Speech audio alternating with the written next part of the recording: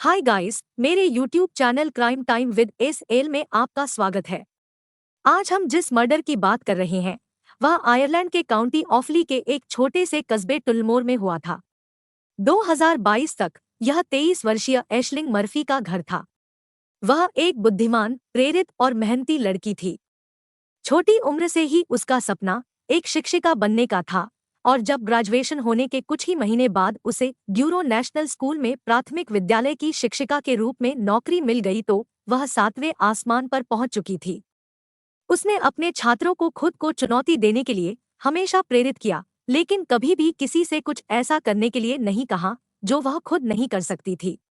उसने पाइप का एक सेट भी खरीदा था जो सीखने के लिए सबसे कठिन उपकरणों में से एक था, लेकिन उसने यह मन बना लिया था कि वह यह सीख कर ही रहेगी। संगीत और रचनात्मक कलाएं आमतौर पर उनके लिए एक बड़ा जुनून थी। स्कूल में वह गायन मंडली, ऑर्केस्ट्रा, कोमोगी टीम और पारंपरिक संगीत समारोह में भाग लेती रहती थी, लेकिन जब वह छोटी थी तब से ही सारंगी बजाना उसके साथ जुड़ गया था। वह अंततः देश के शीर्ष 5% फिडल वादकों में शामिल थी और उसने टुल्लमोर ट्रेडफेस्ट पारंपरिक संगीत समारोह में भी प्रस्तुति दी थी। वह अपने प्रेमी रयान के साथ भी बहुत अच्छे रिश्ते में थी। यह जोड़ी पहली बार एक दूसरे से डिस्को में तब मिले थे जब वे 15 साल के थे। उन्होंने कुछ वर्षों तक एक दूसरे को डेट किया, लेकिन वे अभी बहुत छोटे थे, इसीलिए जल्दी ही वह अलग हो गए। हालांकि वे संपर्क में रहे और कुछ साल बाद वे फिर से एक हो गए थे। उस समय से उन्होंने एक साथ अपने सपनों का घर बनाने, शादी करने और परिवार शुरू करने की योजना बनाना शुरू कर दिया था। रेयान ने कहा कि उसकी मुस्कान सबसे आरामदायक थी और इससे कोई फर्क नहीं पड़ता कि आप कितना उदास महसूस करते हैं, वह हमेशा आपको हंसा देती थी। 10 जनवरी 2022 को एशलिंग रेयान और उसके परिवार के घर दरवाजे पर कुछ किराने का सामान छोड़ने के लिए गई थी। क्योंकि घर में कोविड था और रयान ने कहा कि वह वास्तव में उसे गले लगाना चाहता था, लेकिन उसने दरवाजे पर सिर्फ नमस्ते कहा, यह जानते हुए कि वे 10 दिनों में एक दूसरे को ठीक से देख पाएंगे। वह चली गई। कोविड खत्म होने के बाद उन दोनों ने साथ में घूमने का प्रोग्राम भी बनाया हुआ था। फिर 2 दिन बाद एशलिंग ने हमेशा की तरह पढ़ाना समाप्त किया और जॉगिंग के लिए वह बाहर चली गई। जब भी उसके पास समय होता था वह व्यायाम करती थी और घर जाने से पहले अपनी थकावट उतारने के लिए नहर के किनारे तेजी से दौड़ना उसके लिए एक सामान्य बात थी। उसने अपनी माँ को बताया कि वह कहाँ जा रही है, लेकिन कैथलीन चिंतित थी और कह रही थी कि उसे कहीं और जॉगिंग करनी चाहिए। उसने अपनी माँ को गले लगाया और कहा, आह माँ, मैं 23 साल की हूँ। दरवाजे से बाहर निकलने से पहले उसने अपनी माँ को लव यू कहा।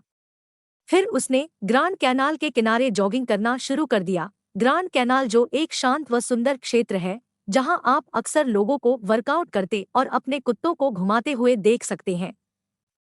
फिर 12 जनवरी 2022 को 3:15 बजे फियोना वे पर, जो कि एक पैदल मार्ग है जिसका नाम फियोना पेंडर नामक एक लापता महिला के नाम पर रखा गया था, 2 महिलाएं भी वही बैंक के पास टहल रही थी और उन्होंने कुछ अजीब देखा और सुना।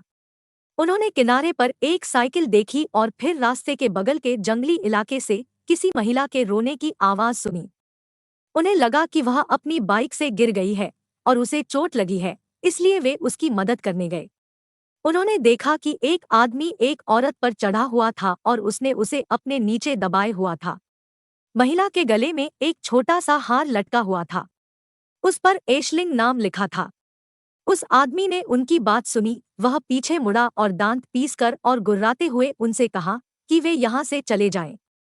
जॉगर ने कहा कि महिला हिल रही थी, उसके शरीर का हर हिस्सा मुड़ रहा था, वह उससे दूर जाने की कोशिश कर रही थी। दोनों में से किसी भी महिला के पास फोन नहीं था और आसपास कोई था भी नहीं, इसलिए वे दोनों उस पर चिल्लाई कि वे गार्ड को बुलाएंगी और फिर मदद पाने के लिए निकटतम घर की ओर भागी।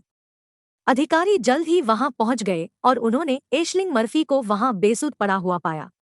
उसका हमलावर बहुत पहले ही जा चुका था।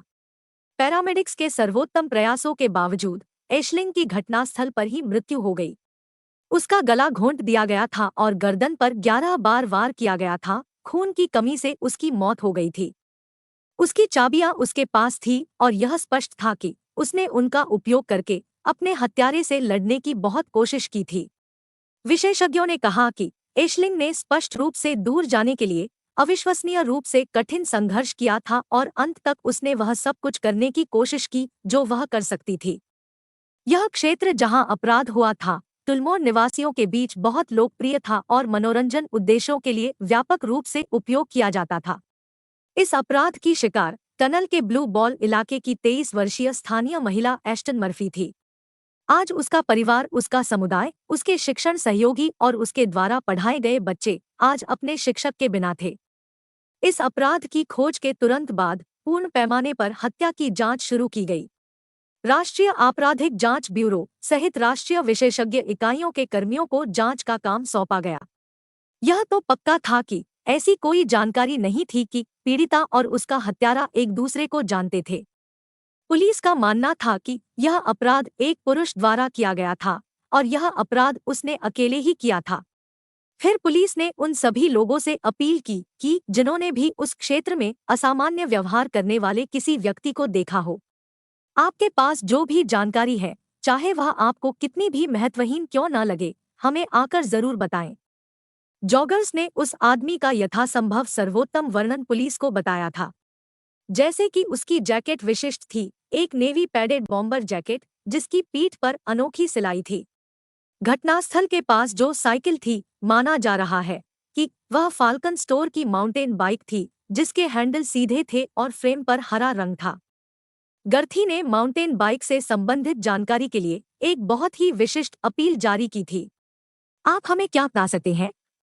गार्डन कमिश्नर ने प्रेस कॉन्फ्रेंस करके कहा कि हम समझते हैं कि उन्होंने उस बाइक को जब्त कर लिया है, लेकिन वे कहते हैं कि यह जांच के लिए महत्वपूर्ण है और वे न केवल कल बल्कि पिछले कुछ दिनों में वह बाइक कहाँ था गई थी। क्या इस बाइक के लिए किसी ने चोरी की कंप्लेंट लिखवाई है, वह सब जानना चाहते थे। उस समय आसपास के क्षेत्र में मौजूद कई लोगों ने अधिकारियों से संपर्क किया, लेकिन उसके फिटबिट्स पर डेटा तक पहुंचने के लिए कुछ भी ठोस इन्फॉर्मेशन उनको नहीं मिली। वे चीजों को सीमित करने का प्रयास करने के लिए एक स्पष्ट समयरेखा तैयार करते हैं। उसका वर्कआउट दोपहर 2:51 बजे शुरू हुआ था। 30 मिनट बाद इसमें अनियमित गतिविधियों पर नजर रखी गई। कुछ ही मिनट बाद अपराह्न 3:31 बजे उसकी फिटबिट अब उसके दिल की धड़कन को रिकॉर्ड नहीं कर रही थी। गार्डी ने एक बयान जारी कर घोषणा की कि उनका मानना है कि वे केवल एक व्यक्ति की तलाश कर रहे थे और उन्हें विश्वास है कि यह जो कोई भी था वह एशलिंग का जान पहचान वाला नहीं था, वह पूरी तरह से एक अनजान व्यक्ति था। उन्होंने कहा कि एशलिंग ने जिस तरह से उसका मुकाबला किया और अपनी चाबियों का इस्तेमाल किया, उसे देखते हुए शायद उस पर घाव, कट या चोट के निशान होंगे। यहाँ एशलिंग पर हमला करने वाले व्यक्ति को 2 महिलाओं ने देखा था और उन्होंने उसका पूरा विवरण गार्डी को बता दिया था। वह विवरण एक ऐसे व्यक्ति को फिट हुआ जो उस क्षेत्र में पहले से ही प्रसिद्ध था हिंसक और आपराधिक कृत्यों के लिए। बाद में उस 40 वर्षीय व्यक्ति को गिरफ्तार कर लिया गया और उससे अभी भी पूछताछ की जा रही थी, लेकिन उसे जल्द ही बिना किसी आरोप के रिहा कर दिया गया।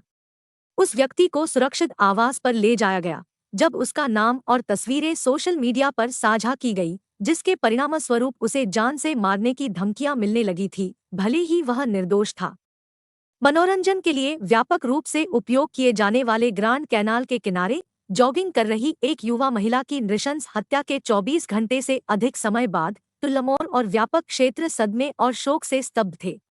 तुल्लामोर में पूरे दिन तुल्लामोर और उसके आसपास के समुदायों में बातचीत का केवल एक ही विषय चल रहा था, लोग एशलिंग मर्फी को याद कर रहे थे।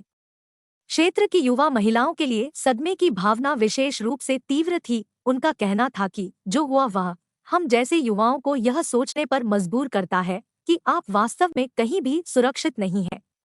मेरी 2 छोटी लड़कियां हैं और हम उन्हें उस नहर के किनारे किनारे घुमाते हुए लाते हैं, लेकिन अब हम उनको कहीं और घूमने ले जाने के बारे में सोच रहे हैं।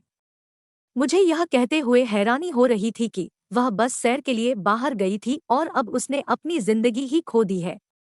फिर सभी लोकल्स मर्फी फैमिली के घर आकर अपना शोक व्यक्त करते हैं और कहते हैं कि उन्हें अभी भी इस बात पर विश्वास नहीं हो रहा है कि एशलिंग अब इस दुनिया में नहीं रही है। सभी दुखी थे, पर वह दुख अब गुस्से में बदलता जा रहा था। उनका मानना था कि यह एक महिला के लिए सबसे बुरे सपने की तरह है, क्योंकि किसी भी महिला को बाहर जाते समय और सुरक्षित रहने के लिए उपाय नहीं करने चाहिए। और ऐशलिंग के साथ जो हुआ था वह दिन में हुआ था। बाहर बहुत उजाला था, बहुत सारे लोग थे और वह ऐसे क्षेत्र में थी जहां स्थानीय लोगों को लगता था कि वह हमेशा सुरक्षित है, और फिर भी उसके साथ ऐसा हुआ था। और जो कोई भी इसके लिए जिम्मेदार है, उसे कानून की पूरी कठोरता का सामना करना पड़ेगा। जासूस अभी भी हत्या का मकसद स्थापित करने की कोशिश कर रहे थे। वे जांच के सभी संभावित पहलुओं की जांच कर रहे थे कि क्या यह डकैती थी, क्या इसका कोई यौन मकसद था, और उनका कहना थे कि वे खुले दिमाग से इस हत्या की जांच कर रहे हैं। ऐशलिंग का मामला बहुत बड़ा था और हर कोई इसके बारे में बात कर रहा था और मदद करने और समर्थन देने की कोशिश कर रहा था। यह जल्द ही आयरलैंड और विदेशों में हर समाचार स्टेशन और सोशल मीडिया पर दिखाया जा रहा था। हमेशा की तरह जब इस तरह के अपराध होते हैं जिन पर मीडिया का इतना ध्यान जाता है, तो लोग तुरंत अपनी राय ऑनलाइन दे देते हैं। और दुख की बात है कि इस मामले में कई लोगों का ध्यान इस तथ्य पर केंद्रित था कि उसको एकांत क्षेत्र में दौड़ने के लिए नहीं जाना चाहिए था। एक्टिविस्ट लॉरा बेट्स ने इस पर एक भावनात्मक प्रतिक्रिया लिखी और बताया कि मुझको उन लोगों पर तरस आता है जिनकी यह सोच है कि एक लड़की कहीं भी किसी भी एकांत जगह पर अकेले नहीं जा सकती। ऐशलिंग की हत्या को अब 48 घंटे हो चुके थे और पूरे देश में कई जगह चौकसी बरती जा रही थी, जिनमें देश भर के बड़े राजनीतिक नाम भी शामिल थे। हजारों हजार लोग उनके लिए उमड़ रहे थे। जिस स्कूल में वह पढ़ाती थी, उसकी प्रिंसिपल ने कहा कि जो कुछ हुआ उससे हर कोई सदमे में है। यह सोचना बहुत बहुत कठिन है कि वह कल यहाँ स्कूल में एक शिक्षिका के रूप में थी और अपने पहली कक्षा के छात्रों को पढ़ा रही थी, और आज वे छात्र स्कूल में अपनी आंखों में आंसू लेकर आए हैं, पर उनकी शिक्षक यहाँ नहीं है। 14 जनवरी को 100 लोग ऐशलिंग के लिए डबलिन में आयरिश संसद के बाहर खड़े थे और शाम 4 बजे तक यह संख्या 1000 हो गई थी। और जल्द ही टैशॉक, उस समय आयरलैंड गणराज्य के प्रधानमंत्री माइकल मार्टिन और भावी नेता लियो वराडका भी वहां आते हैं। लियो वराडका ने कहा कि ऐशलिंग की हत्या ने देश को एकजुट कर दिया है।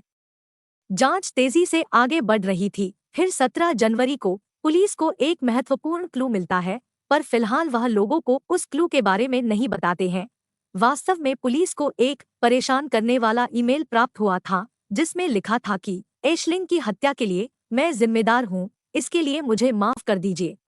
यह ईमेल रात 10:44 बजे भेजा गया था और जासूस यह तुरंत पहचानने में कामयाब रहे कि यह कहां से आया था।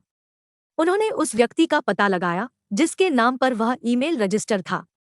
जिस व्यक्ति ने इसे भेजा था उसने कहा कि वह मानसिक स्वास्थ्य समस्याओं से पीड़ित है और बहुत अधिक शराब पीता है, जिससे वह बेहोश हो जाता है और उसे बहुत कम याद रहता है कि उसने नशे में क्या किया था, लेकिन वह शांत था।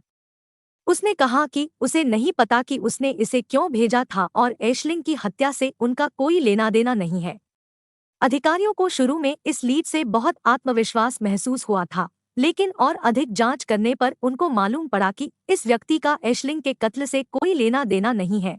यह बात जानने के बाद में वह बहुत अधिक परेशान हो जाते हैं, क्योंकि उन्होंने जहां से जांच शुरू की थी वह वहीं पर वापस आ गए थे। लेकिन फिर उन्हें एक और टिप मिली जो उस बड़ी सफलता में बदल गई जिसकी उन्हें सख्त जरूरत थी। एक व्यक्ति उस भयावह दिन के ठीक 2 दिन बाद एक अस्पताल में गया था जो उस स्थान से काफी दूरी पर था जहां ऐशलिंग की हत्या हुई थी। वह 31 वर्षीय व्यक्ति अपने चेहरे पर कुछ बुरी चोटों और खरोंचों का इलाज कराने आया था, यह देखते हुए कि ऐशलिंग के साथ जो हुआ उसकी खबर कितनी तेजी से फैल गई थी। अस्पताल में नर्सों द्वारा गाड़ियों को बुलाया गया, यह सोचकर कि क्या इस आदमी का ऐशलिंग की हत्या से कोई लेना देना तो नहीं है। वह व्यक्ति अपनी चोटों के बारे में नहीं बता सका और चुप रहा, लेकिन जब जासूस वहां पहुंचे तो उसकी हालत काफी खराब थी। उन्हें भी संदेह हुआ और उन्होंने उसके बैकग्राउंड के बारे में जांच भी की। इसके बाद वे 2 कारों को जब्त करने और उनकी तलाशी लेने गए और 2 संपत्तियों की भी तलाशी ली। एक डबलिन में 1 घंटे से अधिक दूर थी और दूसरी जहां ऐशलिंग की हत्या हुई थी वहां से सिर्फ 8 मिनट की दूरी पर थी। उन्होंने फिर अस्पताल में उस 31 वर्षीय व्यक्ति को इंटेरोगेट किया और उसने उन्हें बताया कि उस पर नीले रंग का मुखौटा पहने एक व्यक्ति ने हमला किया था। यह चुनना कठिन था, इस तथ्य को देखते हुए कि महामारी अभी भी जारी थी और अधिकांश लोग मास्क में थे। उसने दावा किया कि उसे वास्तव में यह बिल्कुल भी याद नहीं है, क्योंकि यह सब बहुत जल्दी हुआ था। पर जासूसों को यह बात हजम नहीं हुई और उन्होंने उसे एशलिंग की एक तस्वीर दिखाई। उन्होंने उससे पूछा, तुमने इस लड़की को कहीं देखा है? पर वह कहता है, नहीं, मैंने इसे नहीं देखा। तब जासूस उससे पूछते हैं कि समाचारों में भी तुमने इसे नहीं देखा? इस पर वह कहता है, मैं खबरें देखता हूँ, लेकिन अंग्रेजी नहीं बोलता, समझ नहीं पाता। वे जानते थे कि इस कहानी में और भी बहुत कुछ है, लेकिन उसने जो कुछ उनसे कहा था उन्होंने उसे मन में ही रहने दिया और बाद में वापस आकर उससे बात करने के लिए तैयार हो गए। थोड़े समय बाद उसने फिर से जासूसों से बात की। इस बार उसने उन्हें बताया कि जिस आदमी ने उस पर हमला किया था उसने एशलिंग पर भी हमला किया था, क्योंकि वे सभी एक ही रास्ते पर थे। उसने दावा किया कि उसने एशलिंग को बचाने की कोशिश की थी और उसे चोट नहीं पहुंचाई थी। लेकिन फिर उसकी कहानी फिर बदल गई। वह अचानक बोल पड़ा, मैंने यह किया, मैंने हत्या कर दी, मैं हत्यारा हूं। उसे तुरंत सावधान किया गया और कहा गया कि उसे कुछ और कहने की जरूरत नहीं है, लेकिन वह बात करना बंद नहीं कर सका। उसने आगे कहा, मुझे क्षमा करें, मैंने उस लड़की को पहली बार देखा था, उसे देखते ही मैं उस पर टूट पड़ा, फिर चाकू से मैंने उसके गले पर वार किए। वह अपने आप को बचाने के लिए चिल्ला रही थी, जिसे देखकर मैं बहुत डर गया था, तो मैंने उसे मार दिया। फिर वह आदमी रोते हुए बोला, क्या मुझे 10 साल की सजा होगी? और उसने अपने पेट पर बने 3 जख्म जासूसों को दिखाए। यह वही जख्म थे जो एशलिंग ने अपनी चाबी से उस आदमी पर किए थे। फिर जासूसों ने डीएनए सैंपल लेकर उसे जांच के लिए भेज दिया और निश्चित रूप से एशलिंग के नाखूनों के नीचे का डीएनए उस आदमी के डीएनए सैंपल से मैच कर गया। जासूसों ने 18 जनवरी को चीजों को जोड़ना जारी रखा। उधर सैकड़ों लोग एशलिंग के अंतिम संस्कार के लिए एकत्र होते हैं। 23 साल की एशले मर्फी की हत्या ने आयरलैंड को स्तब्ध कर दिया था। उसके अंतिम संस्कार के लिए पहुंचे राष्ट्रपति और उनकी पत्नी ने उनके माता पिता, भाई बहन और प्रेमी को सांत्वना दी। इसमें तत्कालीन पेचेक मैक्को मार्टिन, राष्ट्रपति माइकल डी हिगिंस और उनकी पत्नी सबीना और न्याय मंत्री हेलेन मैकेंजी ने भाग लिया था। देश भर के स्कूलों ने एशलिंग की याद में सुबह 11 बजे 1 मिनट का मौन रखा। एशलिंग के युवा छात्र भी अंतिम संस्कार के जुलूस के दौरान एशलिंग की तस्वीरें लेकर खड़े रहे व उसको श्रद्धांजलि दी। रयान भी वहां था और उसने अपने और एशलिंग के परिवारों की ओर से एक बड़ा भाषण दिया। उसने कहा कि वह मेरी जिंदगी का सबसे बड़ा प्यार थी। मैं अपनी सारी जिंदगी उसके साथ बिताए गए पिछले 5 वर्षों को याद रखूंगा। मुझे आशा है कि किसी दिन भगवान की इच्छा से हम एक बार फिर से एकजुट हो सकेंगे और एक दूसरे के लिए बनाई गई महान योजनाओं को जारी रख सकेंगे। अभी के लिए अलविदा, लेकिन हमेशा के लिए नहीं प्रिय, क्योंकि तुम हम सभी के दिलों और यादों में जीवित रहोगी। यह पहले से ही एक बेहद भावनात्मक दिन था और चीजें एक और मोड़ लेने वाली थी। यही वह दिन था जब गार्डों ने घोषणा की कि जिस व्यक्ति पर वे अस्पताल में करीब से नजर रख रहे थे उसे गिरफ्तार कर लिया गया है और उस पर एशलिंग की हत्या का आरोप लगाया गया है। फिर यह न्यूज़ सभी टीवी चैनलों पर ब्रेकिंग न्यूज़ की तरह दिखाई जाने लगी कि 30 साल के एक व्यक्ति को एशलिंग मर्फी की हत्या के संदेह में गिरफ्तारी किया गया है। स्कूल शिक्षक एशलिंग मर्फी की हत्या पिछले सप्ताह काउंटी ऑफरली में कर दी गई थी। यह गिरफ्तारी आज एशलिंग के अंतिम संस्कार के तुरंत बाद हुई थी। फिर घंटों तक उसकी जांच करने के बाद अंततः उन्होंने उसकी पहचान जोसेफ पुश्का के रूप में की। वह एक बिल्डर था और 2015 में स्लोवाकिया से आयरलैंड चला गया था। अपनी पत्नी और 5 बच्चों के साथ वह टुल्मोर में रह रहा था। फिर शाम को पुलिस उसे टुल्मोर जिला न्यायालय में लेकर आती है। अंदर से बाहर तक पूरी अदालत लोगों से भरी हुई थी। एशलिंग को मारने से कुछ घंटे पहले गाड़ी को जोसेफ के कार्यों के बारे में जानकारी मिली थी और यह वास्तव में चौंकाने वाला था। एनी मैरी केली ने पहली बार जोसेफ को उसकी बाइक पर देखा था। उसे देखकर वह एक तरफ हट गई थी और वह वास्तव में धीरे धीरे आगे बढ़ गया। एनी मैरी केली ने बताया कि वह उसे खतरनाक तरीके से घूर रहा था, जिसे देखकर वह बहुत डर गई थी। एनी मैरी ने फिर जोसेफ को नहर पर देखा। इस बार वह उसके पीछे चल रहा था और अपनी बाइक को धक्का दे रहा था। उसने महसूस किया कि वह उसे घूर रहा है और उसने अपनी गति बढ़ा ली। सौभाग्य से उसने एक आदमी को वैन में आते हुए देखा और उसकी ओर दौड़ पड़ी। यह देख जोसेफ तुरंत वहां से चला गया। उस दिन उसने 3 अन्य महिलाओं का भी पीछा किया, यहाँ तक कि इसके बाद कई बार उसने एशलिंग को ढूंढने के लिए उसकी तस्वीर भी खींची। अधिकारियों का मानना था कि वह किसी को चोट पहुंचाने या मारने के लिए ढूंढ रहा था। अपनी स्वयं की स्वीकारोक्ति के बावजूद उसने यह कहते हुए दोषी न होने की याचिका दायर की कि उसे अस्पताल में किसी भी चीज को स्वीकार करने की बात याद नहीं है। अब वह उस कहानी पर वापस आ गया था जहां उसने आरोप लगाया था कि वह एशलिंग की जान किसी दूसरे आदमी से बचाने की कोशिश कर रहा था। जांच 13 जून 2023 को जारी रही। पिछले साल जनवरी में एशलिंग मर्फी की हत्या की जांच के संबंध में 5 लोग अदालत में पेश होते हैं। सभी पांचों को डबलिन में गिरफ्तार किया गया था और फिर उन्हें टुलमोर जिला अदालत में पेश किया गया। गिरफ्तार लोगों पर जानकारी छिपाने का आरोप लगाया गया था और जोसेफिना ग्रुंजोवा और विरागाजियोवा पर एक कथित अपराधी की गिरफ्तारी में बाधा डालने का आरोप लगाया गया। 17 अक्टूबर 2023 को जब उनका मुकदमा शुरू हुआ, तब तक अभियोजन पक्ष के पास सीसीटीवी, डीएनए और गवाह साक्ष्य के साथ साथ उनका अपना कबूलनामा भी था। पर जोसेफ के वकील अभी भी यह कहानी लेकर चल रहे थे कि जोसेफ पर एक आदमी ने हमला किया था, इसलिए उसे चोटें आईं।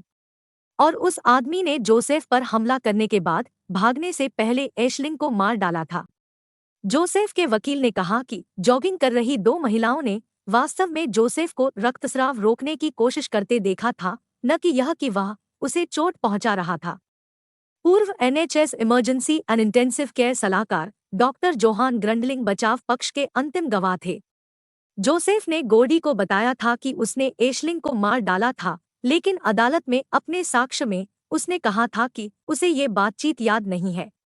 उसने यूके से वीडियोलिंक के जरिए यह सबूत दिए थे। डॉ. ग्रंडलिंग ने आगे कहा कि उन्हें इस बात की चिंता है कि पिछले साल 14 जनवरी की शाम को गोडी की जोसेफ के साथ कई कारणों की वजह से विश्वसनीय नहीं है। डॉक्टर ग्रंडलिंग ने कहा कि जोसेफ की हालिया सर्जरी, उसे जो ऑक्सीकोडोन दवा दी गई थी, जिस अपरिचित माहौल में वह था और भाषा की बाधा के कारण इन्वेस्टिगेशन के दौरान उसकी फिटनेस पर संदेह पैदा करता है। उन्होंने कहा कि उन्हें उम्मीद थी कि गॉडी द्वारा जोसेफ से बात करने से पहले चिकित्सकों से परामर्श लिया गया होगा और जोसेफ की सूक्ष्म प्रलाप या भ्रम के लक्षणों के लिए जांच की गई होगी। डॉक्टर अभियोजन पक्ष की वकील एनी मैरी लॉलर से सहमत थे कि जोसेफ की अस्पताल में रहने के दौरान मेडिकल स्टाफ द्वारा नियमित रूप से जांच की गई थी और किसी भी समय उसके भटकाव या भ्रमित होने का कोई वाकया सामने नहीं आया था। वह मिस लॉलर से भी सहमत थे कि जोसेफ पुष्का के शरीर में 8 मिलीग्राम से अधिक ऑक्सीकोडोन नहीं होगा। प्रोसिक्यूशन के लॉयर ने जोसेफ के कन्फेशन को झूठ और मक्कारी वाला बताया। यह आदमी एक अच्छा और मददगार इंसान बनने का नाटक कर रहा है, जो बहुत ही बुरा है, और इसकी बेरहमी का शिकार एक मासूम लड़की बन चुकी है। फिर बुधवार 9 नवंबर 2023 को केवल 2 घंटे के विचार विमर्श के बाद जोसेफ पुष्का को सर्वसम्मति से हत्या का दोषी पाया गया। 13 दिनों में 60 से अधिक गवाहों की गवाही के बाद जोसेफ पुष्का की भागने से पहले एक अन्य अज्ञात व्यक्ति द्वारा उस पर और एशलिंग पर हमला करने की उसकी कहानी पर जूरी ने विश्वास नहीं किया। जैसे ही फैसला पढ़ा गया, वह अपने चेहरे पर हाथ रखकर चुपचाप बैठ गया। न्यायाधीश श्री टोनी हंट जूरी से कहने के बाद अपने बयान देने से पीछे नहीं हटे। उन्होंने कहा कि हमारे इस कमरे में बुराई है, इस बारे में कोई संदेह नहीं है। जोसेफ पुष्का के लिए आज का दिन उसके कर्मों का फैसला करने के लिए होगा। उन्होंने कहा कि वह जूरी के फैसले से सहमत है और उन्हें खुशी है कि उन्होंने जोसेफ की बकवास पर जरूरत से ज्यादा समय नहीं बिताया। उन्होंने बताया कि एशलिंग के साथ जो हुआ वह आपको शारीरिक रूप से बीमार बनाने के लिए काफी था। जैसे ही जूरी कमरे से बाहर निकली, वहां बैठे सभी लोगों ने तालियां बजाईं। शुक्रवार 17 नवंबर 2023 को जोसेफ को उम्र कैद की सजा सुनाई गई। रयान ने जोसेफ पर चिल्लाते हुए कहा, तुम्हें अंदाजा नहीं है कि एशलिंग और मैं एक दूसरे से कितना प्यार करते थे। तुम्हारी वजह से अब मैं कभी भी अपने जीवनसाथी से शादी नहीं कर पाऊंगा। तुम्हारी वजह से मुझे अब यह जिंदगी उसके बिना बितानी पड़ेगी। उसका कत्ल करके तुम मुस्कुराए और तुम्हें अपनी हरकत पर जरा भी अफसोस नहीं हुआ। यह दिखाता है कि तुम किस तरह के गंदे आदमी हो। जब तुम्हारे हिसाब का दिन आएगा तो तुम नरक में जाओगे। जोसेफ ने न्यायाधीश सहित बोलने वाले किसी भी व्यक्ति से आंख नहीं मिलाई। मिस्टर जस्टिस टोनी हंट ने कहा कि अगर मेरे पास शक्ति होती तो मैं तुम्हें मौत की सजा सुना देता। यह वीडियो देखने के लिए आप सभी को धन्यवाद। यदि आप हमारे चैनल का समर्थन करना चाहते हैं ताकि हम ऐसे ही वीडियो और बना सके तो कृपया लाइक, कमेंट, शेयर और सब्सक्राइब करना न भूलें। इससे हमें बहुत मदद मिलती है और हम वास्तव में इसकी सराहना करते हैं।